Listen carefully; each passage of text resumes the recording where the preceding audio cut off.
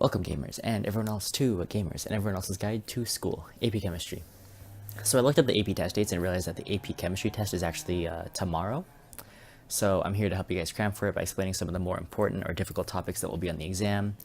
One of the more important skills, in my personal opinion, is being able to look at the periodic table and know the trends on it and how to pick an element off of it and like read certain parts of that element. So I think the first thing to go into are the basic parts of the periodic table that everyone knows, I'm sure. So as you can see, going horizontally, on the left side there's labels 1 through 7, as well as these two on the bottom, the lanthanides and actinides. Those are called periods. They increase atomic number, which is also the number of protons in the nucleus and the number of electrons in the neutral atom by 1. And then by going across the top vertically down, you can see that there are what are called groups. Important ones to note are group 1, the alkali metals, group 2, the alkaline earth metals, groups 3 through 12 are all the transition metals, group 17 is the halogens, and group 18 is the noble gases. So I'm going to assume that you guys all know how to just pull off. So there's like obviously the elemental symbol, which is just like the name for it. So H for hydrogen, He for helium, and so on and so forth. And then the atomic number is just the number that's there, and the bottom number is the mass number, or it's the average atomic mass. Sorry. Oh, those are actually different things. But I'm assuming you guys know how to do all that, so we're not going to go over that today. We're going to go over to something more complicated, which is electron configurations. We will be going over the alpha principle, Pauli exclusion principle, and Hund's rule.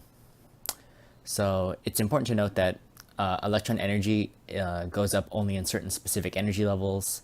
So you can't have like a half energy level. You always have one energy level, or 2 or 3.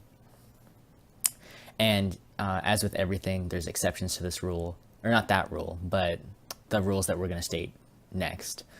So let us actually define them first. So the Aufbau principle states that when adding electrons, they fill the lowest available energy level before occupying higher energy levels in order to form the most stable electron configuration possible. So a quick diagram to help you remember that is to just go and write. So as there are 7 periods, we're going to label 7 numbers here. And then the first subshells are S's, and every single energy level has an S subshell, so we're going to write those S's. And then next we're going to go to the P subshell, which the 1 energy level does not have a P subshell, so we're just going to go ahead and start at 2 and write the P's.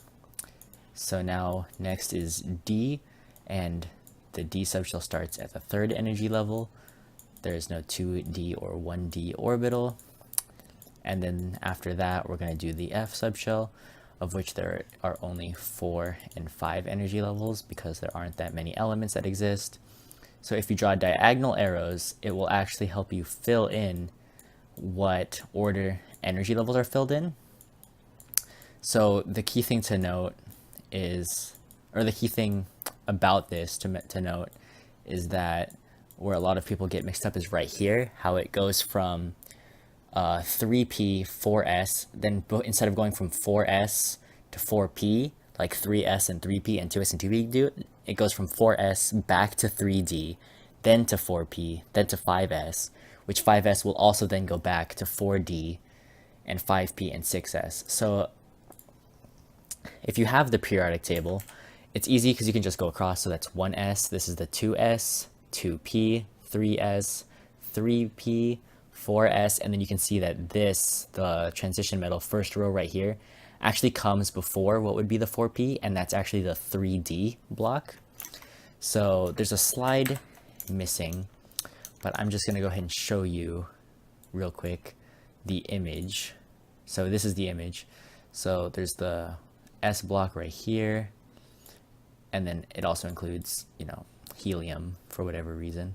And then there's the D block, which starts at 3. I don't think you guys can see that, but that's okay. And then we have the P block, which is all of this on the right side from the transition metals. And then the F block are the lanthanides and the actinides. So that's why there's only 4 and 5 for the energy levels. So now that we're done with that, we're going to go ahead and move on to the next one, which is Hund's rule, which states that electrons are added to empty orbitals before they are doubled up. So that just means that if there's an empty orbital, that you're not going to have it be filled unless, like, sorry, let me go back to switching to the drawing. So if you have, like, these three lines represent orbitals, you're not going to have one and then that be filled up. You're actually going to have it be filled up like that. So yeah. The Pauli exclusion principle states that electrons that occupy the same orbital cannot have the same spin. So you will never have, both of them spinning up. You'll have one spinning up and one spinning down, like this orbital right there. So that should be about good for Pauli exclusion principle and Hund's rule. So now let's look at actually finding an electron configuration for an element. So the first thing to note is that, like I said earlier, every single period adds a new energy level. So we're going to go ahead and skip past that broken slide. And you can see that 1, 2, 3, 4, 5, 6, 7. So those are energy levels. But also the D energy level, or D subshell, starts at the third energy level. So everything here in the transition metals is actually going to be 1 minus what it says right here. So this should be 3D, not 4D, even though it's in the fourth period. And then 5 actually has 4D in the transition metals, not 5D. And then F block, so the lanthanides and actinides, that's 4F and 5F, even though they technically would be in 6th and 7th period. So it's so important to just keep that in mind. So also, it's also important to note that the amount of electrons that a subshell can hold is 2 for the S subshell, 6 for the D, 6 for the P, 10 for the D orbital, and then 14 for the F orbital. So if you can't memorize this, it's easy to just note that they all increase by 4. So just memorize that S can hold 2 electrons, and you can just add 4 to get P holds 6, add 4 to get that D holds 10, and add 4 to get that F holds 14. And it's also, you can just count the number of groups. So this is the S block from that picture earlier, is the first and second group, and that 1 and 2, because the S subshell can hold 2 electrons. And then the P block, 1, 2, 3, 4, 5, 6 groups add into the P block, and that's P has 6 electrons. And then there's 1, 2, 3, 4, 5, 6, 7, 8, 9, 10 in the transition metal block, which is, the D subshell can hold 10 electrons, and then 14 for the F subshell. So it's also important to note that with those, that they can actually hold half as many orbitals, because each orbital can hold 2 electrons. So with the S, it's 1 orbital. With the P, it's 3 orbitals. With the D subshell, it's 5 orbitals. And with the F, it's 7 subshells. Or 7 orbitals in the F subshell, sorry. So yeah, so now we've gone over that. We can go into actually finding the electron configuration for an atom, or for an element. So let's just pick magnesium off the periodic table, because it's pretty close to the beginning. So as we went over, they will fill the lower energy orbitals first, and they will also go in order of subshell. So as you can see, the magnesium is the second one in the S block of the third energy level. So in order to get there, if we want to count, we can just say that it had to go through 1S, 2S, 2P, and it's the second in the S subshell for the third energy level, or you can use that diagram we used earlier.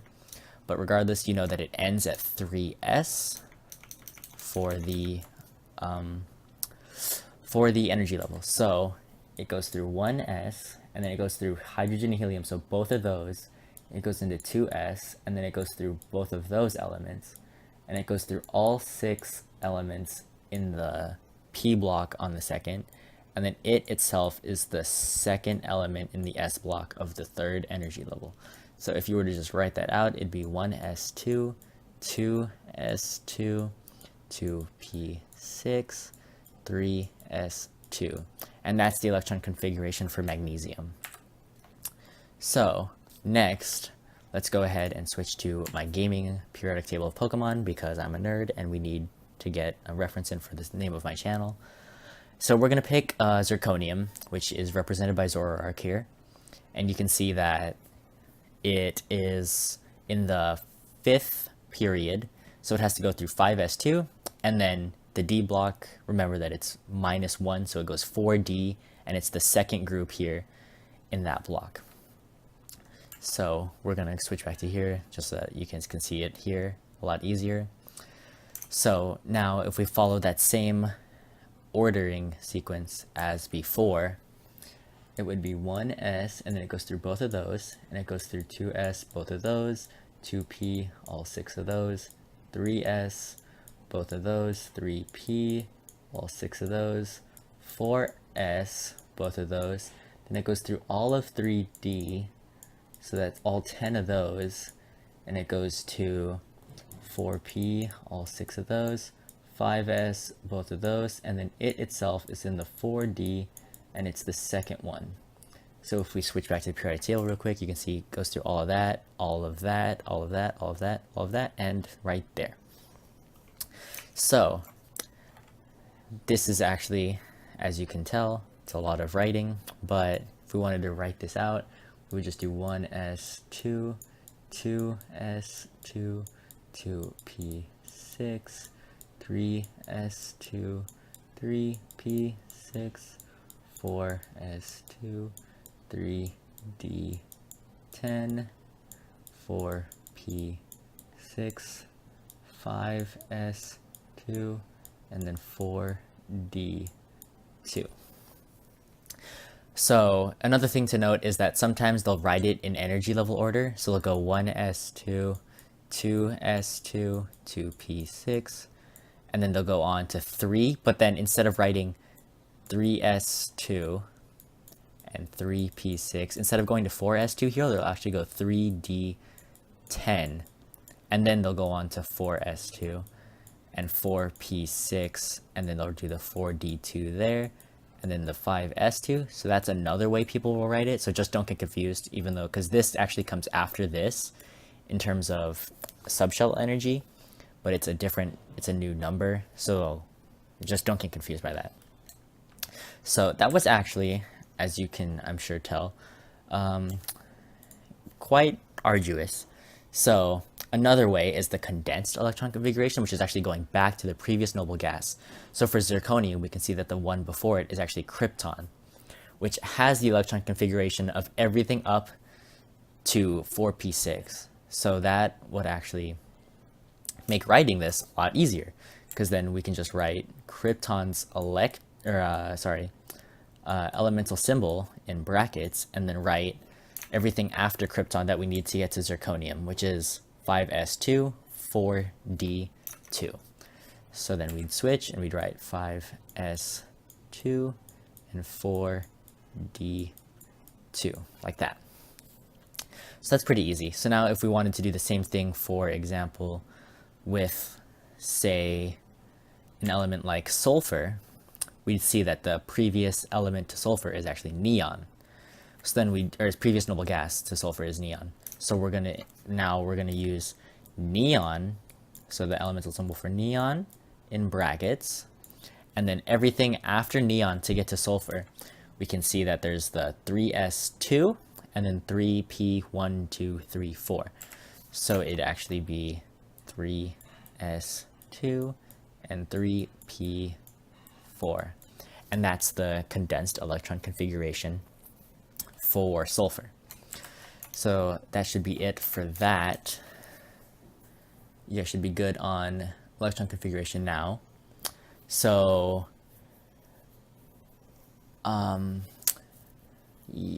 if it is important to know, or actually, sorry, it's not important to know that you guys don't need orbital diagrams. So we're just going to move on to periodic trends for the sake of time, because I recorded this video once before with my mic muted and it was actually over 20 minutes long, and no one wants to sit through that when they're studying for an AP test.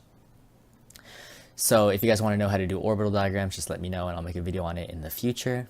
But for now, we're actually going to move on to the 4 trends that are listed on the College Board's course and exam description. They have 4 trends listed. The first on the list is actually first ionization energy, or the amount of energy needed to remove 1 electron from an atom in its gaseous state. So losing an electron causes an atom to become a cation, or positive ion, because there's more positive protons in the nucleus than there are electrons to balance it out. So if an element was to normally become a negative ion, you can assume that it'd have an extremely high first ionization energy, because if it wants to be a negative ion, it wants to gain an electron, not lose one. So that's why the first ionization energy actually increases as you go up to the right, or go to the right, because positive ions are normally metals on the left side, and then on the right side they want to gain an electron, not lose one. So now the easiest way to explain the next part, which is that it increases as you go up, is actually going in reverse. So as you want to, so let's actually just start by drawing. So that's a nucleus. So then here, so the distance between this is actually a lot less than the distance between this. So it'd be a lot harder to remove this, because the nucleus is pulling a lot harder on it than it would be to remove one from here, because it's actually a lot farther. So as you add more shells, meaning going down the periodic table, the ionization energy becomes less, because you can pull an electron from the furthest shell that is actually there. So that's why as you go up, it actually gets harder, because as you go down, it gets easier. So that should be about it for first ionization energy. As you can see on screen, without all the conceptual stuff, ionization energy actually increases as you move up and to the right. So ionization energy, first ionization energy, is actually the opposite of the next one conceptually. Oh, actually, no, it's not. We're not doing electronegativity. We're doing atomic radius. So arrows are actually increasing the atomic radius as you go to the left and down. So here's why. So as I stated earlier, as you add electrons to the same energy level, so let us go back to my crappy drawing here. So it'll actually, as you add more electrons into this second level, the nucleus is pulling harder, yeah? So if you pull harder, it's actually going to compress ever so slightly, but it's still going to compress. So that's why as you add more electrons, meaning go to the right, it gets smaller. So if you want to have larger atomic radius, you go to the left and you have less electrons that are being pulled by that nucleus. So also the reason that the radius increases as you go down is, again, as I said before, you're adding more shells. So adding another shell, see, it's the radius of, just this 2 versus this whole 3. It's actually bigger by like this factor right here. So that's about it for atomic radius. Without the conceptual stuff, you can see that it just increases as you go to the left and down. So now it's to the actual opposite of the first one, electronegativity, which is how much an atom wants an electron. So like I said before, when we were talking about first ionization energy, that the entire metals, so the left side, everything from group 12 to the left, they want to lose electrons and become positive, whereas everything to the right wants to gain an electron, which is the definition of electronegativity. How much an atom wants to gain an electron to become a negative ion. So this means that electronegativity, increases as you go up and to the right. So fluorine is the most electronegative atom you can hear that a lot. So the fourth trend that they actually want you to know is typical ionic charge, which I just covered in a way, in that the things on the right side, so group like 13 through 17, they want to, or actually that's not true at all.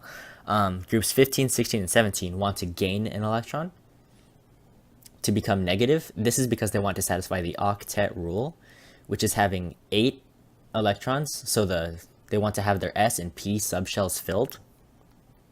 And that's a lot easier to gain an electron if you're that close. Like fluorine just wants to gain 1 and then it's done. Versus like an element like sodium, if it wants to go to the closest one, it wouldn't want to go all the way to argon. It'd actually want to go back to neon. And so in order to do that, it just wants to lose an electron. And that's how it would satisfy its octet rule. So just know that it wants to have the nearest noble gases. So, or you can just remember that metals, so groups 13 to the left want to lose an electron and become positive, whereas groups 15, 16, and 17 want to gain an electron and become negative. So that should about do it for this video, because it's also over 20 minutes and I gotta start working on the next one, recording the next one. It's already written. It's gonna be on reactions. So stick around if you guys want to see that. For now, this has been String from GG to School. Thank you so much for watching. If you liked it or felt it helped you, a like or subscription would be very much appreciated. If you didn't or felt like it confused you, a dislike and constructive criticism down in the comments are fine too. I'll be trying to get out 1 to 3 videos per day for the next few weeks to help you guys cram for the AP tests. So be sure to subscribe if you're taking more than just AP Chemistry. Anyways, that should be it for now, and peace.